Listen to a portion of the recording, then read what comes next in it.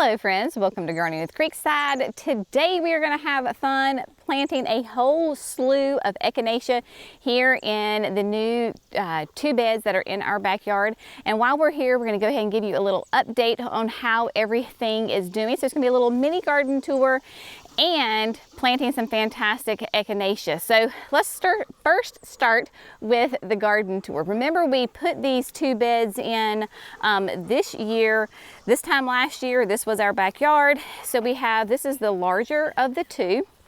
They're both kind of what we call a kidney bean shape.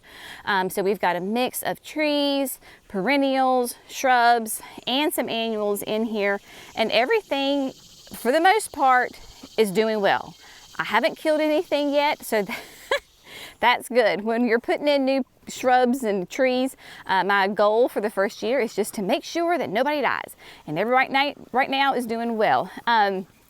Both of these beds are on irrigation, but I will say that we are having a little bit of an issue with the irrigation in the fact that we think the zone is too large, and so it's not getting the right amount of water throughout the whole system.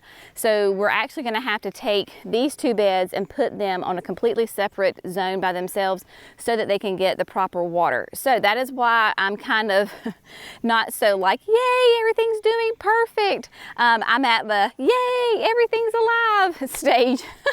There are certainly things that are thriving and doing really well though. So for example, this luscious Citron Lantana, we planted this in mass. It is doing lovely, nice shade of yellow. And my mangaves, remember, just doing great. This is a pot in a pot, very happy.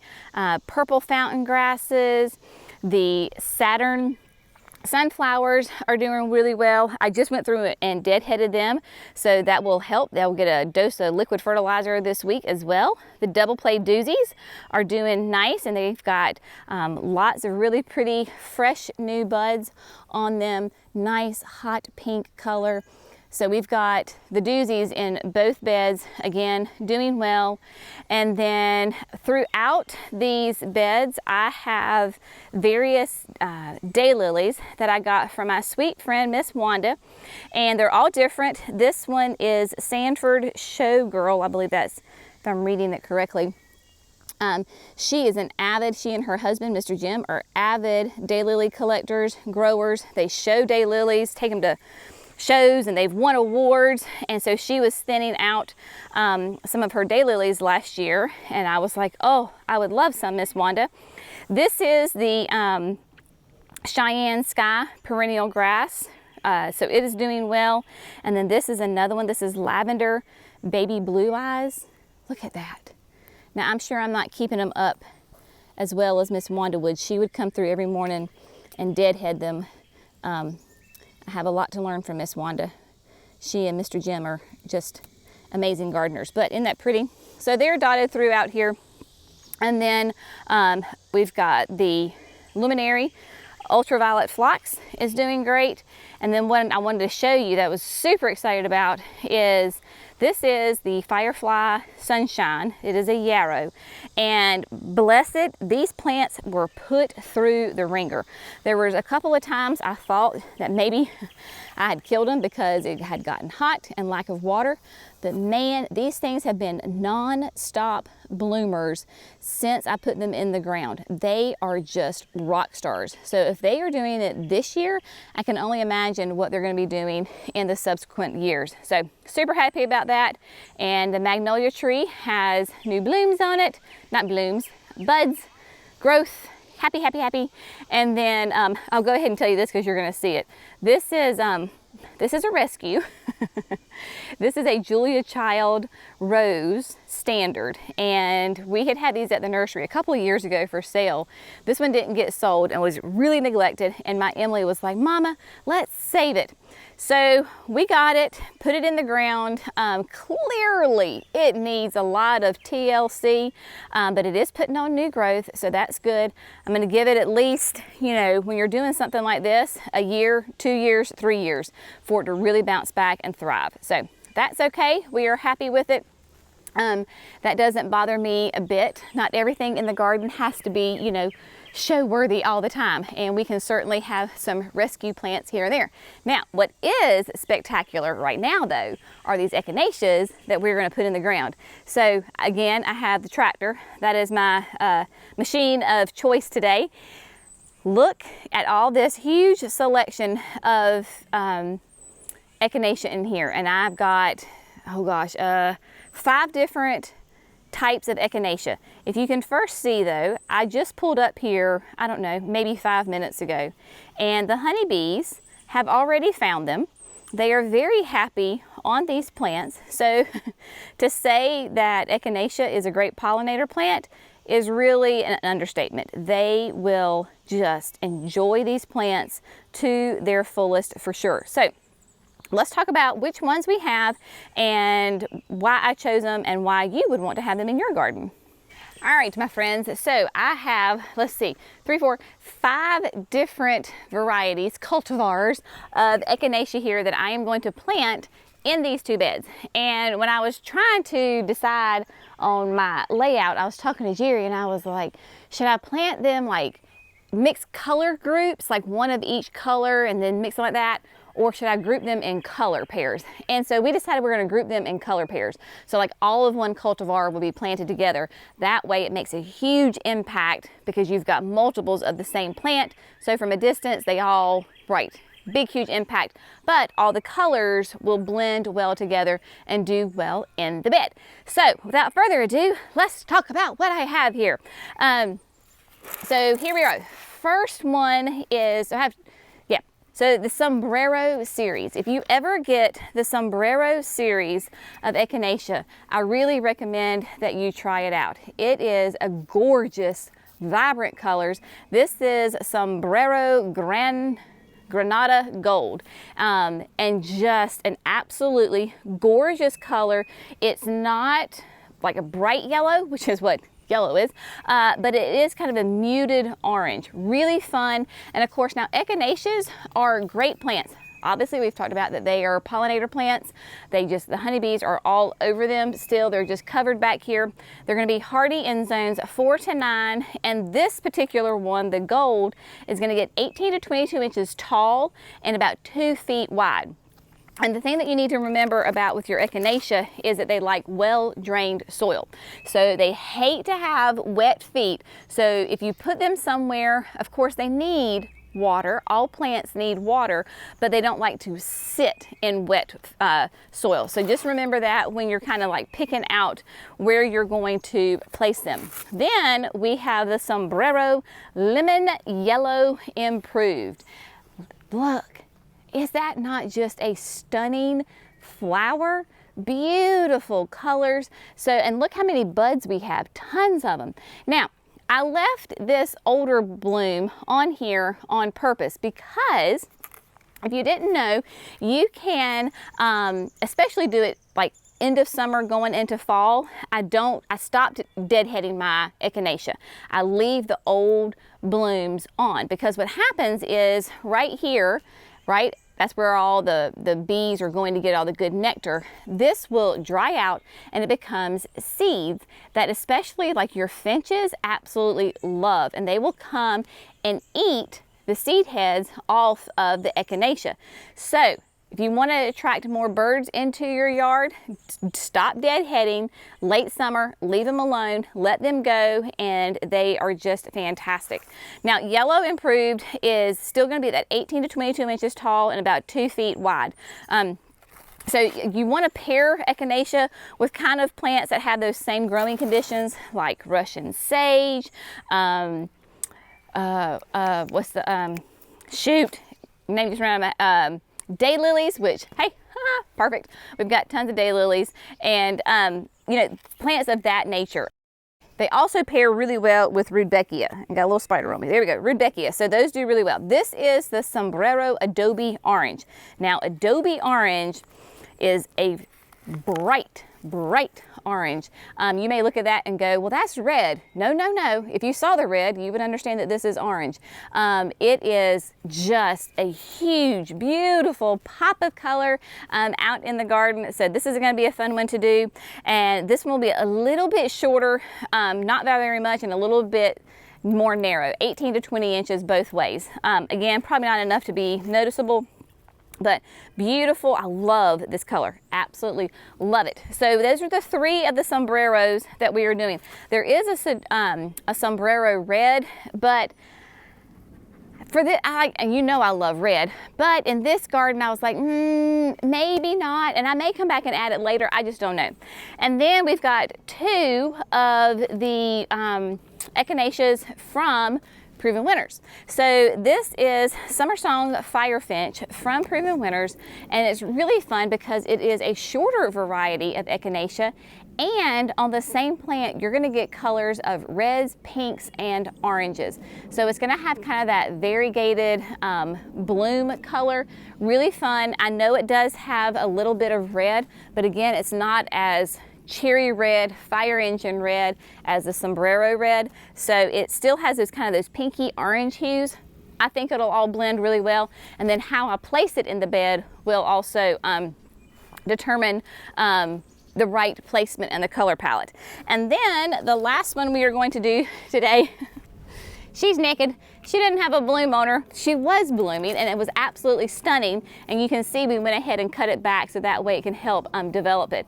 This was one that we just started later in the season, so it's not as big and as developed as the other ones, but that's all right. I know that it'll be just fine. This is the color coded Once in a Melon. And this is a beautiful flower color, very much like a cantaloupe color. So it will go really nicely with the gold and the yellows. All these colors will really pair well together, and it is going to be one of my taller ones, 24 to 26 inches tall, and my spacing is going to be about it's going to be more upright than it is wide. You can also tell that from its habit just here, less than 2 feet wide. So this will be a fun one to kind of put in the middle towards the back where I need a little bit more height. And then it is hardy in zones 4 to 8, but it has massive, I mean like huge, like 5-inch across blooms on this thing. Really, really nice. Now, why am I planting Echinacea end of June, beginning of July, when it is hotter than Hades and, you know, plants are under stress? Why would you be planting these in your garden right now? Well, that is an excellent question. I'm so glad that you asked me that. So Echinaceas are hot weather loving plants. They grow the most when it is hot. And so by putting them in the ground now, they are in their active growth period. And so we want to get them in, get those roots growing and happy. I have my biotone. We will use the biotone with them. They will get nice and established and have plenty of time to get their roots established before the cool of the fall and then the cold of winter hits. So Echinacea, your hot weather plants, Echinaceas, certain perennial grasses, rudbeckias, those things love to be planted going into the heat or during the heat, not going into the cold, say like a hydrangea would, right? So that is a little tip, and just know whether it is most active in the heat or the cool, and then plant accordingly. And if you don't know, Google it. When is the best time to plant? Fill in the blank, and Professor Google will let you know.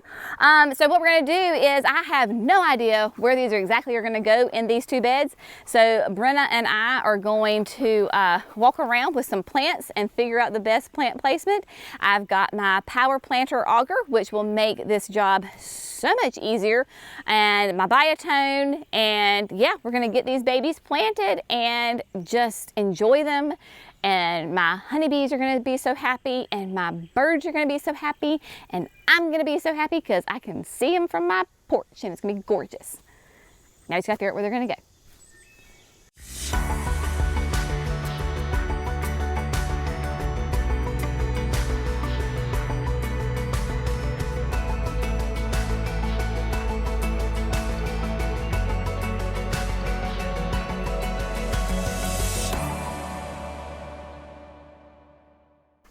Okay, Miss Brenna and I got all of the Echinacea placed.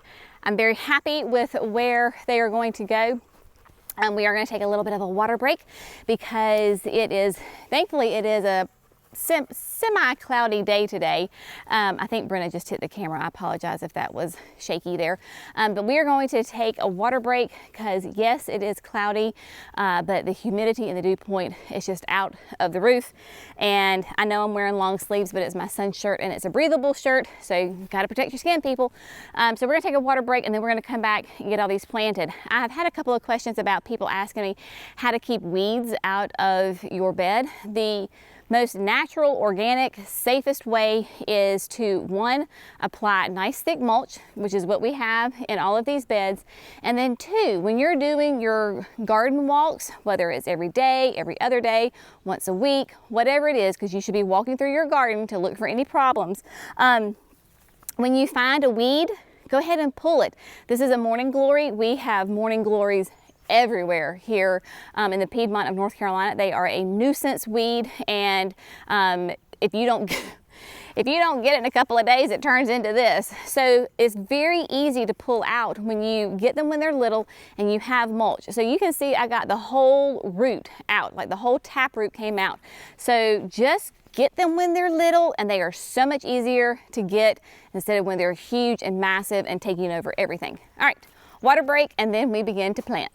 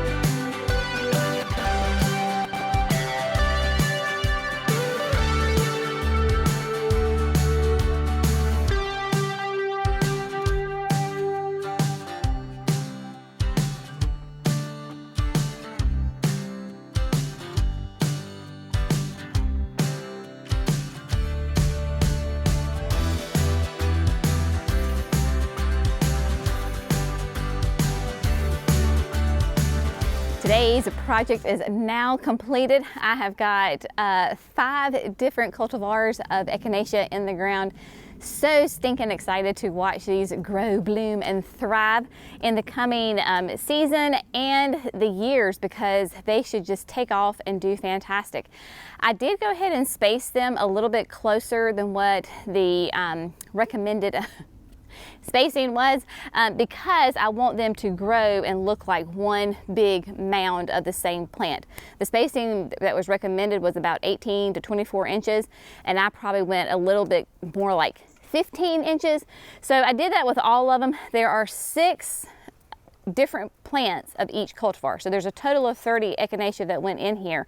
And as far as watering, I did not water them today. I'm not going to water them today, and I will tell you why I'm not watering. Again, this is me knowing my garden. This is not the be-all, end-all of what you should do. You know your garden, and I know mine. This is on irrigation, and I told you that the irrigation was a little iffy here because of the pressure. But every time I auged my hole, the hole was nice and damp and moist. And we are in a period of clouds and some showers at night, late afternoon.